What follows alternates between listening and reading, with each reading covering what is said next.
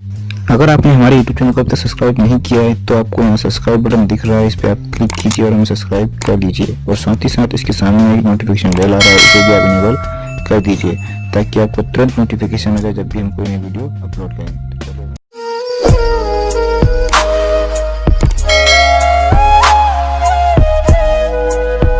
Hello everyone, आप देख रहे हैं ऑप्टिकल क्लासेस और मैं हूं आपके साथ चंदन सर। गाइस, आज हम लोग सिंपल फ्यूचर टेंस के प्रयोग के बारे में जानने जा रहे हैं। और यदि आप इस चैनल पर नए हैं और टेंस के बारे में जानना चाह रहे हैं तो चैनल के प्लेलिस्ट में जाकर सारे टेंसेज के प्रयोग को देख सकते हैं। चूँकि अब हम लोग सिंपल फ्यूचर टेंस में आ चुके हैं तो प्रेजेंट और पास्ट का सारा प्रयोग चैनल पर सेव है, आप वहां से देख सकते हैं। बात करते हैं सिंपल फ्यूचर टेंस के बारे में, जिसका स्ट्रक्चर होता है सब्जेक्ट प्लस शैल या विल प्लस मेन वर्ब का first form plus object. Guys, यहाँ ध्यान देंगे कि आई और वी जो फर्स्ट पर्सन में होता है उसके साथ शैल का प्रयोग करना है, तथा you, he, she, it, name जो कि सेकंड और थर्ड पर्सन के हैं उनमें हम लोगों को विल का प्रयोग करना है। इन जनरल केस में ऐसा हम लोग प्रयोग करते हैं। कुछ स्पेशल केसेस भी हैं, उसके बारे में भी आपको बताया जाएगा। तो इसमें सबसे पहला प्रयोग आप देखेंगे कि इस टेंस का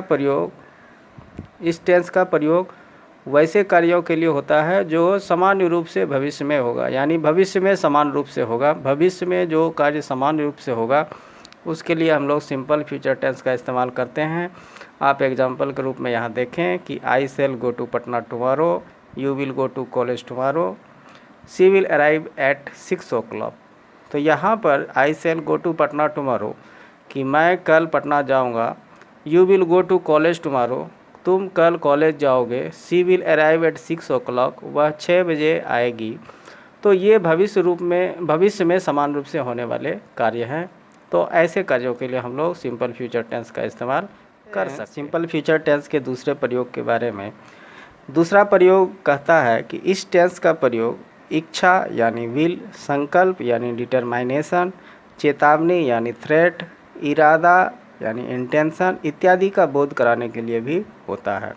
यानी इस टेंस का प्रयोग इच्छा, संकल्प, चेतावनी, इरादा इत्यादि का बोध कराने के लिए होता है। जैसे यहाँ पर देखें एग्जाम्पल में, I will serve the nation, you shall not cheat her again. मैं देश की सेवा करूँगा और तुम उसे पुनः चीट नहीं करोगे। तो ये एक तरह से इसमें एक संकल्प है और इसमें जो है एक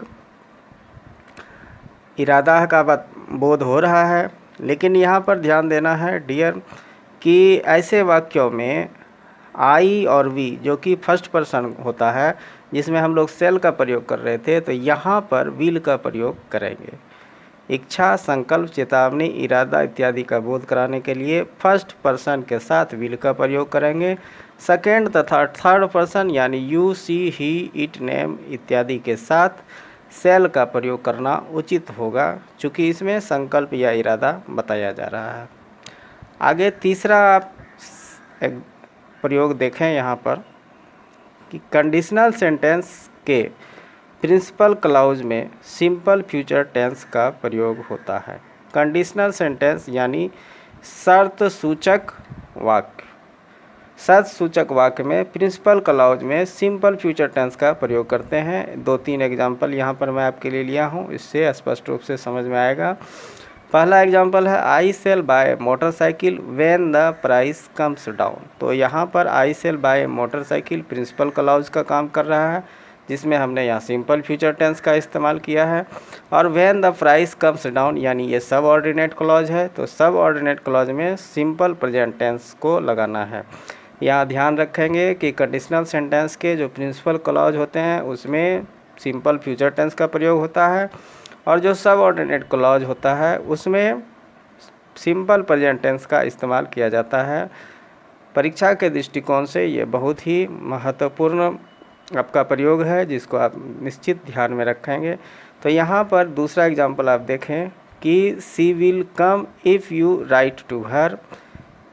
प्रिंसिपल क्लॉज में सिंपल फ्यूचर लगाया जा चुका है, जबकि सब ऑर्डिनेट क्लॉज जो इफ से शुरू हुआ है तो उसमें हमने यहाँ पर सिंपल प्रेजेंट टेंस का इस्तेमाल किया है। सेम उसी प्रकार when it rains the plants will grow, जब बारिश होगी तो पौधे जो है बढ़ेंगे। तो आपको यहाँ ध्यान देना है कि प्रिंसिपल क्लॉज, जिसको हमने शॉर्ट में पीसी लिखा हुआ है, तो पीसी को मैं आपको फिर से बता देता हूँ, वैसे पहले भी बताया जा चुका है। पीसी जो है अपने अर्थ के लिए स्वतंत्र होता है, मतलब वह पूर्ण अर्थ देता है, जबकि सब ऑर्डिनेट क्लॉज अपने अर्थ के लिए पीसी यानी प्रिंसिपल क्लॉज पर निर्भर करता है। जैसे यहाँ पर मैं एक एग्जांपल से बता दूँ आपको। पहला एग्जांपल देखें, आई सेल बाय मोटरसाइकिल, इसमें प्रिंसिपल क्लॉज है। तो यहाँ पर कि मैं एक मोटरसाइकिल खरीदूंगा, तो ये एक पूर्ण अर्थ दे दिया। जबकि आप देखिए इसका सेकंड सबऑर्डिनेट क्लॉज क्या कहता है, when the price comes down, जब प्राइस जो है कम हो जाता है, तो कम हो जाता है प्राइस, कीमत जो है कम हो जाता है। किसका कीमत कम हो जाता है यह स्पष्ट नहीं है। जबकि हम पूरा सेंटेंस जब देखें, I shall buy motorcycle when the price comes down, कि मैं एक मोटरसाइकिल खरीदूंगा जबकि उसका कीमत कम हो जाता है। तो यहाँ पर आपने समझ लिया कि प्रिंसिपल क्लॉज पूर्ण अर्थ देगा, जबकि सब ऑर्डिनेट क्लॉज अपने अर्थ के लिए प्रिंसिपल क्लॉज पर निर्भर रहता है।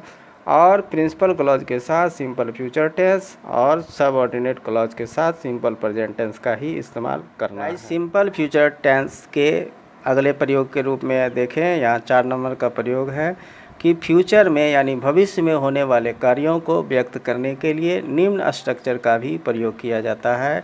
इसका मतलब यह हुआ कि अगर आपको फ्यूचर टाइम दिखाना हो, ना कि फ्यूचर टेंस की बात कर रहे हैं, अगर आपको फ्यूचर टाइम दिखाना हो तो निम्न तरह के स्ट्रक्चर जो यहाँ पर लिखे हुए हैं उसका प्रयोग आप लोग कर सकते हैं। पहला देखिए, इसमें पहला है कि सब्जेक्ट प्लस हैज़ या है प्लस इन्फिनेटिव। इन्फिनेटिव क्या होता है, जब वर्ब मेन वर्ब के पहले आप टू का प्रयोग करते हैं तो आपका इन्फिनेटिव कहलाता है।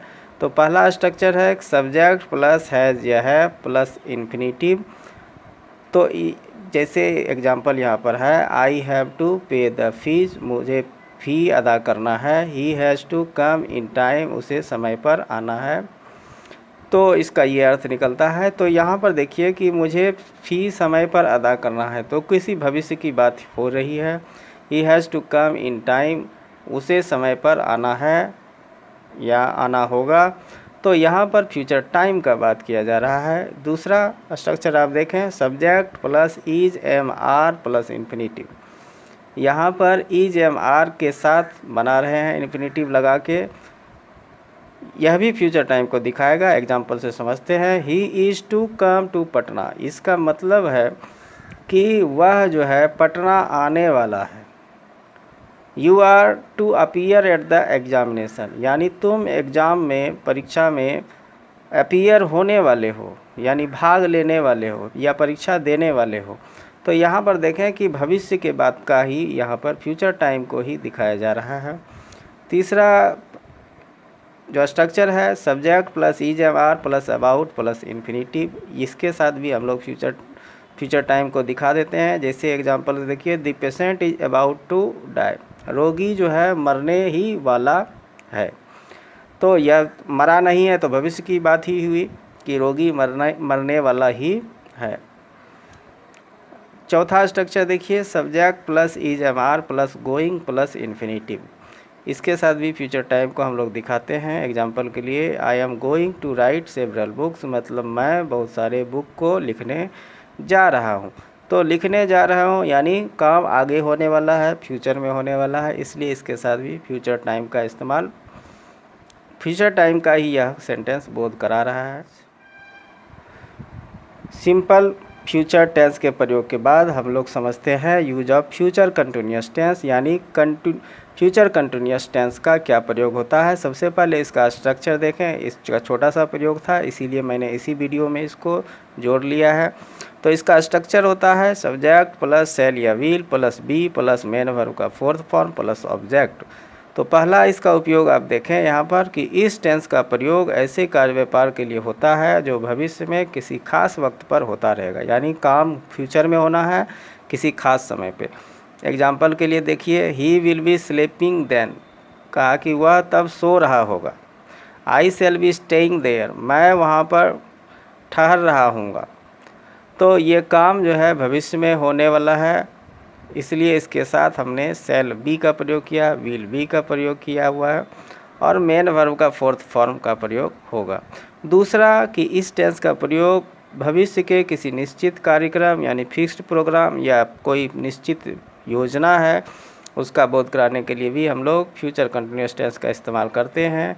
जैसे Manisha will be meeting me tomorrow, Vinay will be staying there till Friday, यानी मनीषा कल मुझसे मिलने वाली होगी, मतलब मनीषा का कल मिलने का प्रोग्राम है। और Vinay will be staying there till Friday, और विनय जो है शुक्रवार तक जो है वहाँ रुका रहेगा।